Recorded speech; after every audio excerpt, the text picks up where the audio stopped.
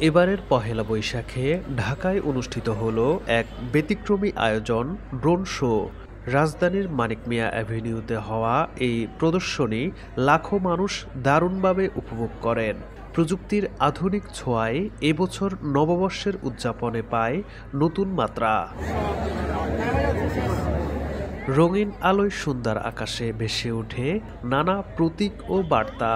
বিশেষভাবে দর্শকদের মন কেড়ে নেয় 2024 সালের ছাত্র আন্দোলনের প্রতিচ্ছবি, যা দেশের রাজনৈতিক ও সামাজিক প্রেক্ষাপটে গুরুত্বপূর্ণ এক অধ্যায় হিসেবে বিবেচিত। পাশাপাশি এই প্রদর্শনীতে ফুটে ওঠে ফিলিস্তিনিদের প্রতি সংহতি প্রকাশের দৃশ্য, যা মুহূর্তেই মানুষের হৃদয় ছুঁয়ে যায়। বিশ্বের বিভিন্ন দেশে নানা উপলক্ষে ড্রোন শো এর আয়োজন করা হয়। বৈশাখীর ড্রোন শো শুরু হয় সন্ধ্যা 7টায়।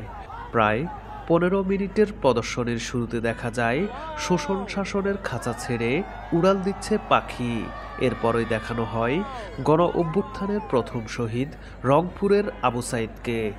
এরপর দেখা যায় উত্তরার বিক্ষোভকারীদের তৃষ্ণা মেটাতে পানি বিতরণ করা সেই শহীদ মীর মুগ্ধকে। পর্যায়ক্রমে আকাশে ভেসে উঠে বিপ্লবে সংগ্রামে নারীর অংশগ্রহণ, সাধারণ মানুষের প্রতীক হয়ে ওঠা আলোচিত সেই রিকশা চালক, জাতীয় ফুল শাপলা, 1971 থেকে 2024 জুলাই বিপ্লব, ফিলিস্তিনিদের জন্য প্রার্থনা, শান্তির দূত, চীন বাংলাদেশের 50 বছরের বন্ধুত্ব এবং সবশেষে সবাইকে শুভ নববর্ষের শুভেচ্ছা জানানো হয়। এই ড্রোন প্রদর্শনীর আয়োজন করে অন্তর্বর্তী সরকারের সাংস্কৃতিক বিষয়ক মন্ত্রণালয়। কারিগরি সহায়তায় ছিল ঢাকায় চীনা দূতাবাস। প্রায় 2600 ড্রোনের মাধ্যমে প্রদর্শনীতে মোট 12টি মোটিভ ফুটে ওঠে। অনুষ্ঠানের আয়োজকরা জানান, এই ড্রোন শো কেবল বিনোদনের জন্য নয়, বরং এটি বর্তমান সময়ের গুরুত্বপূর্ণ বার্তা বহন করে।